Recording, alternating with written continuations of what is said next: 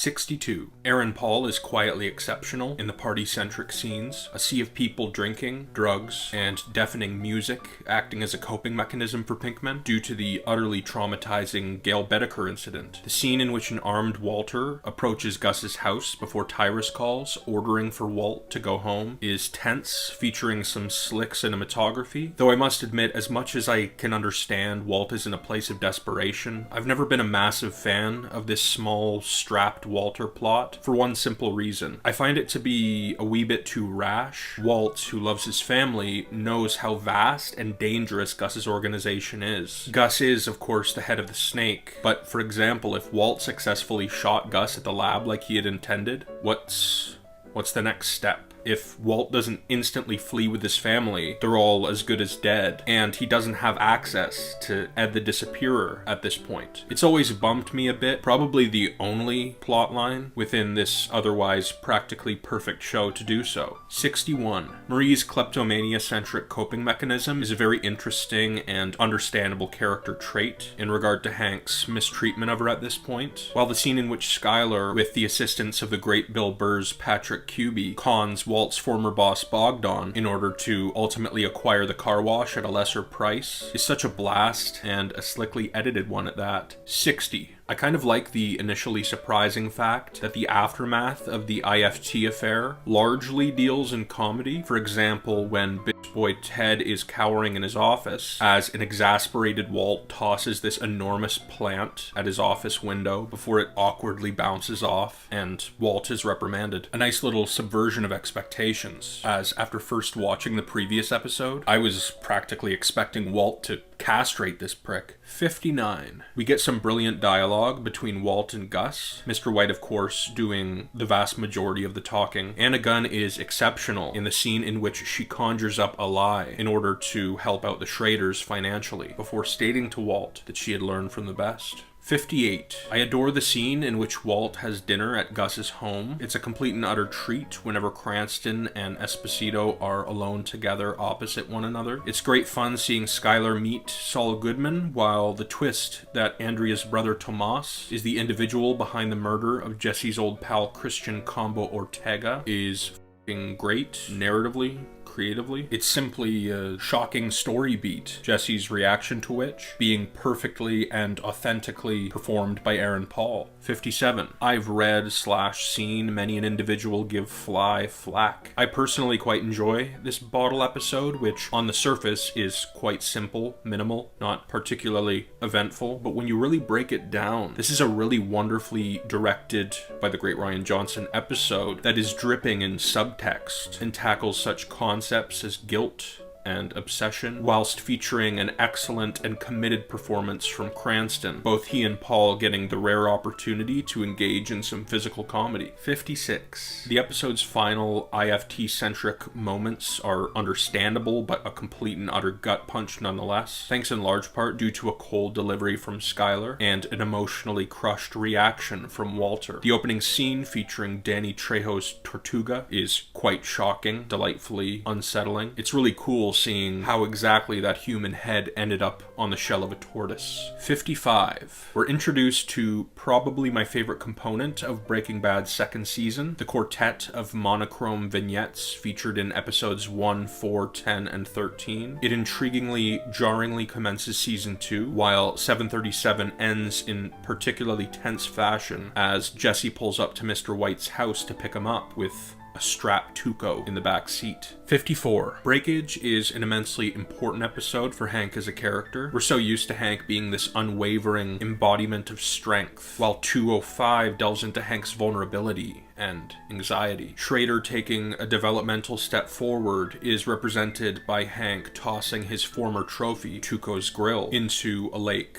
A powerful moment. 53. Bit by a Dead Bee tells such a smartly conceived story. I'm talking about the tall tale that Walt is forced to conjure up to explain his mysterious absence. I've always had a great affinity for the scene in which Walt tells his psychiatrist a considerable amount of the truth about his genuine fearful feelings toward his current life situation. It's beautifully written and performed by Cranston. It's also refreshing to get at least a bit of honesty out of Walt. 52. I absolutely dig the cousins' introduction and involvement in No Mas. The opening scene is rather distinct from what we've seen in the past, ending with a foreboding image, which really sets up the tone for the third season. The extraordinarily cringe-inducing scene, as a morally questionable at best Mr. White speaks to the students of J.P. Wynn, has always been kind of humorously enjoyable, while the first scene in which we focus on Jesse's support group leader is simply brilliantly captivating. His dialogue here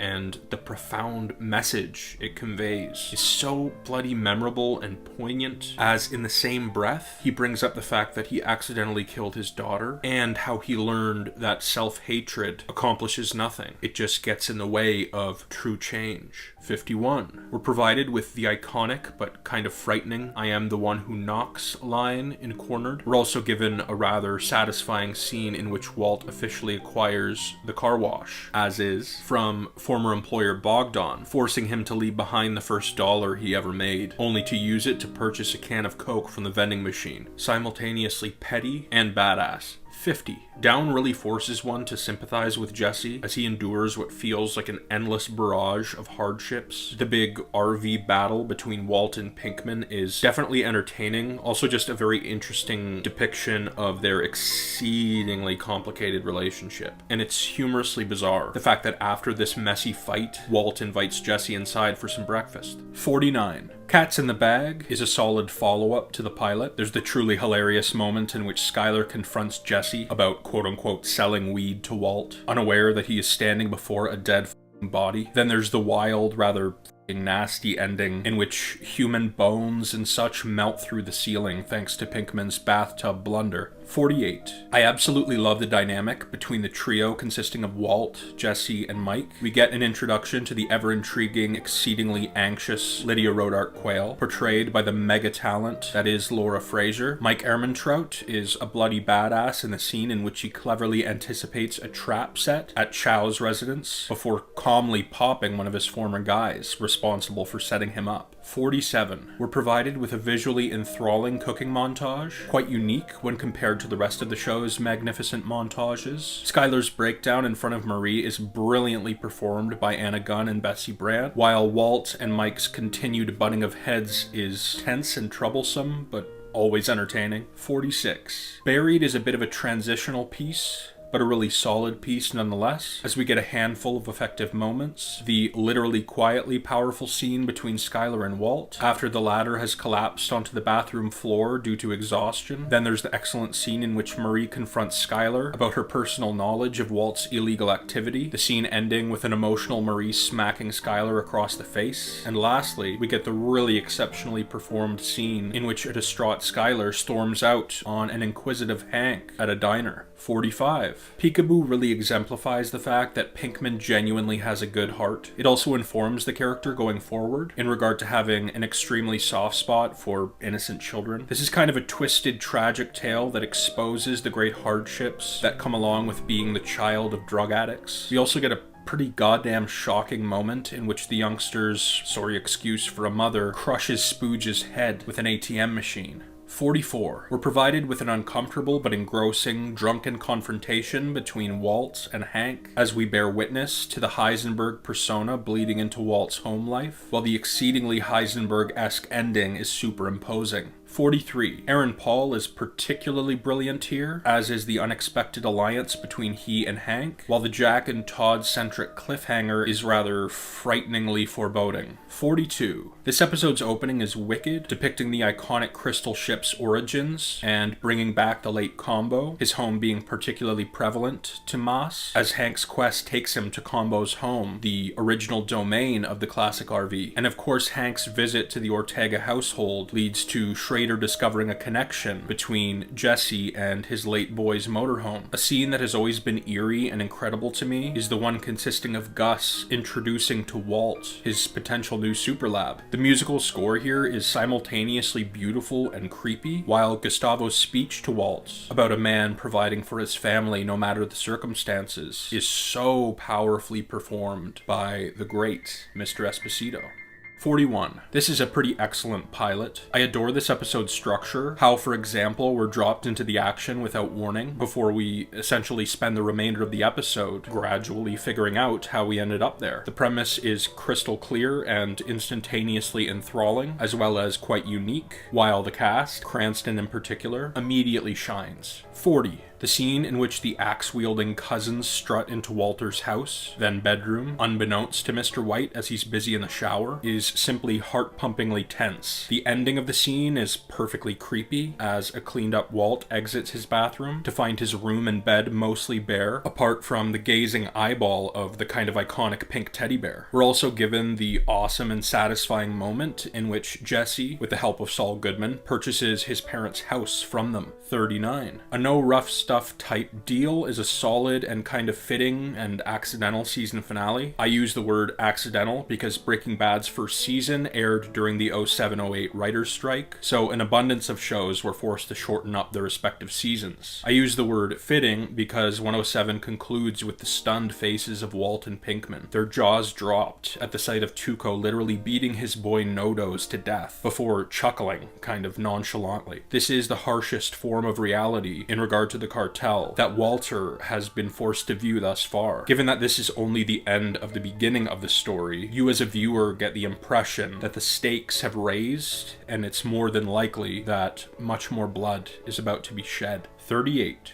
Cancer Man provides us with our first in-depth look at the mind of Jesse Pinkman, whom we learn has a genuinely big heart. His relationships with his family members are so authentically depicted. It's a beautiful touch that Jesse nostalgically goes through his old high school materials. One of these papers graded expectedly poorly by Mr. White. 37. End Times is a pretty great penultimate piece of the masterful fourth season. The hair-raising encounter between Walt and an angry armed Jesse, it's bloody fantastic. Cranston and Paul are Emmy-worthy here, while the episode's final moments are rather anxiety-inducing, as Walt observes an ultimately suspicious Gus as he finally decides not to enter his vehicle, underneath of which Walt had planted a bomb. 36. Not only do we get a very unique and interesting opening scene featuring a Heisenberg-centric music video, we also get a continued deepening of the character of Hank. He's forced into an intensely traumatic, though entertaining, situation involving the explosion of a fucking turtle, the head of Danny Trejo formerly atop its shell, along with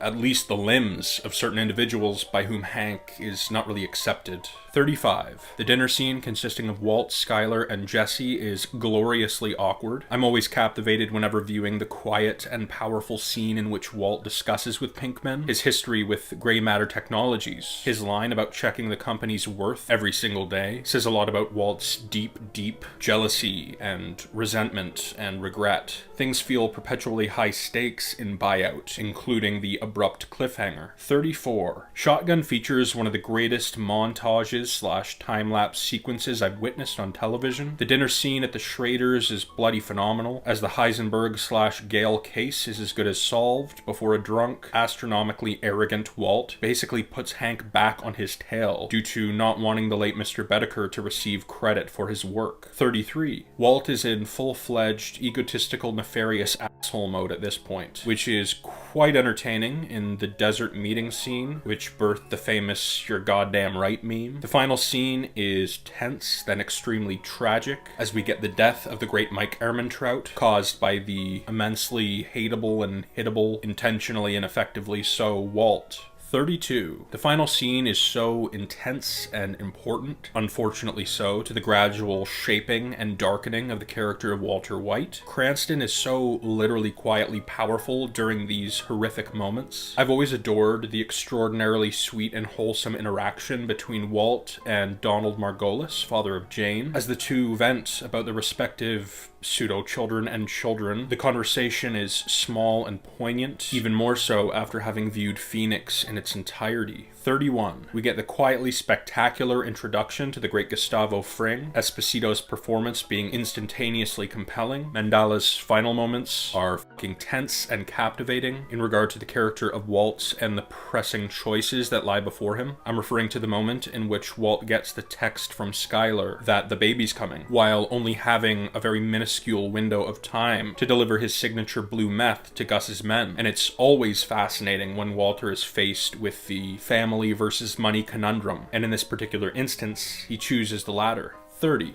51 really exemplifies the dark, tragic state to which the white relationship has fallen. Anna Gunn, in particular, is brilliant here. The visuals of the scene in which Skylar enters, then sinks into the pool, is powerful with some great kind of chilling cinematography. 29. Bullet Points presents this wonderful combination of humor and drama. It's quite funny watching Skylar and Walt thoroughly prepare for their dinner with the Schraders, where they plan to present the conjured-up gambling addiction story.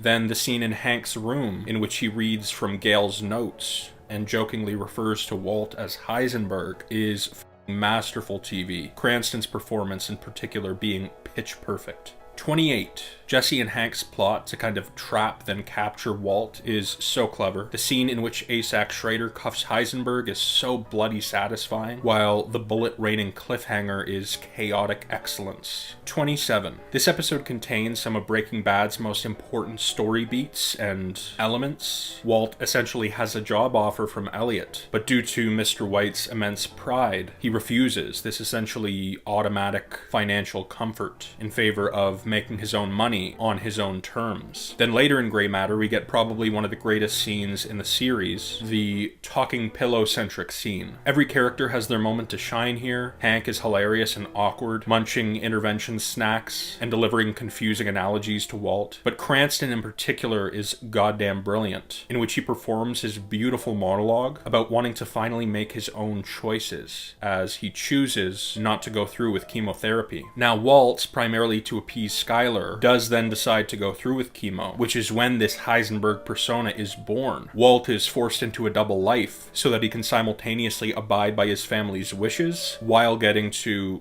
initially secretly live his life in the fast lane. We also get one of my favorite mega fun montages in the show featuring Jesse, Badger, and an impeccably groovy tune to which I pretty consistently listen. 26. The final scene of this episode is suddenly and surprisingly violent, while Mike's half-measure-centric story that he recites to Walter is beautifully performed by Jonathan Banks and perfectly written by Sam Caitlin and Better Call Saul co-creator Peter Gould. 25. The will he won't he subplot in regard to Jesse potentially spiking the cartel coffee with ricin is perpetually tension-inducing, while the final scene is simply exciting. The one in which Hank presents to Gomi and his ASAC evidence pertaining to both Gail Bedecker and Gus Fring, though the highlight of 407 is unquestionably Jesse's problem dog-centric confession to the support group. Aaron Paul proves in this moment that he is truly one of TV's finest actors. 24. Everything regarding Walt and Crazy 8 is simply fantastic television. The conversations had between these two are simple and compelling, kind of endearing, while it's brilliant and viscerally unfortunate when Walt learns that his current captor secretly snatched a piece of broken plate while Walt was left unconscious after a coughing fit. The moment in which Walt is forced to choke the life out of Domingo is quite powerful and phenomenally performed by Cranston. 23. It's Magnets time, bitch. Live Free or Die is a great kind of practical episode in which Walt and Mike are rather humorously forced to work side by side as they're constantly butting heads, thereby ignoring Pinkman. We also get the welcome return of Old Joe, as well as an intriguing kind of foreboding glimpse into the relatively near future in the episode's opening. 22. 4 Days Out is a really thoughtful, well-written sort of bottle episode. We get a story of survival and will with a particularly beautiful melancholic, if that's a word, and introspective little monologue from the great Cranston, focused on Walt trying to figure out what exactly the perfect moment would have been for his death, as he states that he's lived too long. Powerful stuff. 21. We're provided with a trio of scenes that really make Bug an excellent piece. There's the jaw-droppingly badass moment in which Gus stands up to an active sniper, chill-inducingly cool. Then there's the inherently tense scene in which Jesse, who is in possession of ricin, has dinner at Gus's home. And of course, the wild and messy fight between Jesse and Walt. Number 20. Giancarlo Esposito is particularly quietly nefarious in I See You. Gustavo's hospital appearance is brilliant and subtly imposing. Lionel, or rather his remaining half, crawling toward a sort of stunned Walt, is not only super tense, it's also an interesting visual parallel to Season 3's opening crawling-centric scene. Gus's hit of Don Juan Bolsa is undoubtedly a cool moment, but it feels even more so impactful and monumental after having viewed Better Call Saul. 19. Aaron Paul is excellent and so bloody intense and committed here, particularly in the final sequence of Confessions, as Jesse attempts to commence the burning down of the White family house. Walt's confession, the presentation of it, Hank and Marie's flabbergasted reactions, it's utterly brilliant, primarily in regard to the construction of Walt's taped tale, which is impressively and ingeniously practically entirely based in fact, while simultaneously being completely fictional. It's masterful storytelling. 18. Granite State is a rather harrowing, extremely effective piece. The final scene, consisting of the reignition of Walt's pride, as well as the incorporation of the series' theme song, is a fantastic setup for the series finale, while the amazing Aaron Paul gives a heart-wrenching performance in Jesse's most arduous hour. 17. Walt is now unquestionably in full-on nefarious villain mode, as he has a plethora of individuals savagely whacked throughout multiple prisons within a couple minute span, while the final scene of Gliding Overall is one of the show's best, as Dean Norris subtly performs the moment when Hank finally discovers, after 4.5 sensational seasons of build-up, that Walt and Heisenberg are one and the same. 16. We're provided with a simple, awesome scene at the junkyard, starring the late Larry Hankin in his debut performance as the thankfully loyal and law-savvy Old Joe. This is the closest to this point that Hank has come to discovering Walt's true identity, and it is f***ing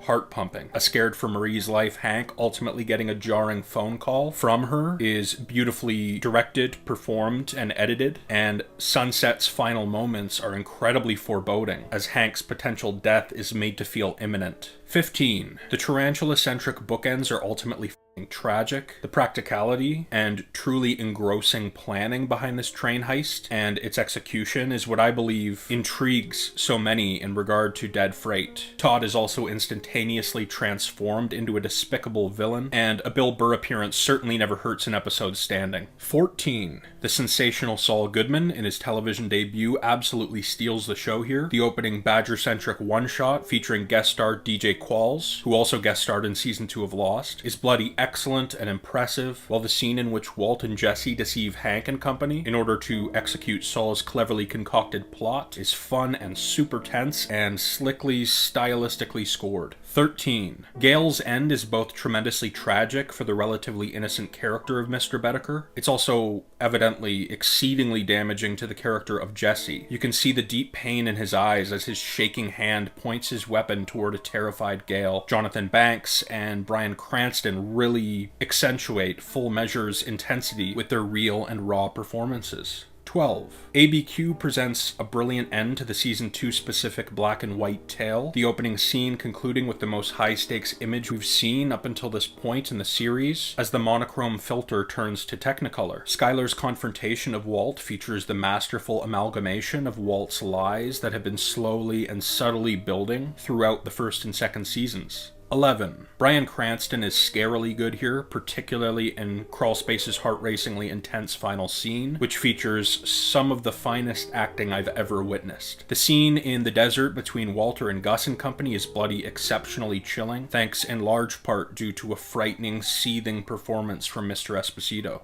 10. The final scene of the Season 4 premiere is absolutely exceptional, boiling over with perpetual tension. It adds an entirely new layer of genuine menace and malice and violence to the already excellent character/creation of Gustavo Fring. The fact that this episode is bookended with the box cutter Gus ultimately uses to carve up Victor is extremely cool and clever. 9. Serialized television shows are immeasurably difficult to satisfyingly end, but Breaking Bad undoubtedly does so, and then some. It's so rewarding to see Walt's makeshift machine gun device rip through Jack and his fellow Nazi scum, as well as Jesse choking the life out of the piece of shit psychotic Todd with his chains. And it's great seeing Lydia get her comeuppance, especially given that it's caused by the ricin that had been set up quite some time ago.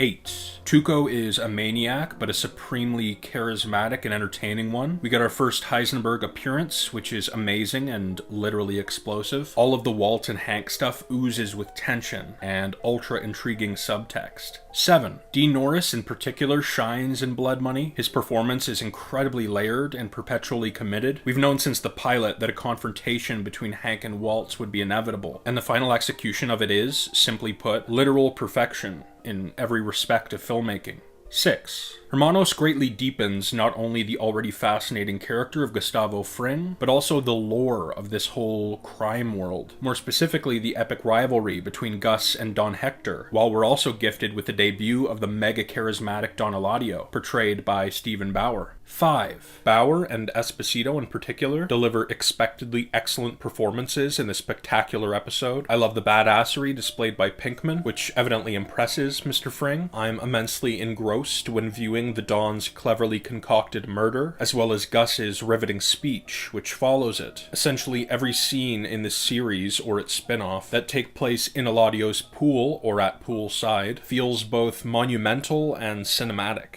4. Aaron Paul acts his ass off in a hospital bed after his most recent beating, via a pair of powerfully written monologues, both of which delivered to Walt. Dean Norris is bloody awesome, displaying Schrader's multitude of layers. In 1 Minute's beginnings, Hank is red hot with rage. Then we see a really introspective and kind of defeated Hank in an excellent scene between he and Marie, during which he claims to be unraveling. We momentarily get a kind of content Hank before he is forced into survivalist mode in an utterly intense life or death shootout in the DEA parking lot, which also happens to be one of the series' most heart-pumping scenes. 3. Ray Cruz's Tuco is an absolute blast, as this character is completely unpredictable and entirely unhinged. Hector and his Belle make a brilliant debut. Tio's presence increases this episode's great sense of tension. It's super satisfying seeing the badass Hank pop Tuco in the head, but honestly, it's even more so satisfying witnessing Jesse get some revenge, shooting Tuco in the gut, smacking him in the face with a rock, giving him a healthy rib kick or two, much like the ones Tuco had given him back in season 1. 2. Face Off is the best of the Breaking Bad season finales. The send-off for the pair of legendary characters, Gus Fring and Don Hector Salamanca, is jaw-droppingly amazing, as is the beautifully scored parking lot lead-up to it. The episode is exceedingly heart-pumping, ending with a twist that instantaneously deepens and darkens the show, and particularly Walter White himself. Number 1.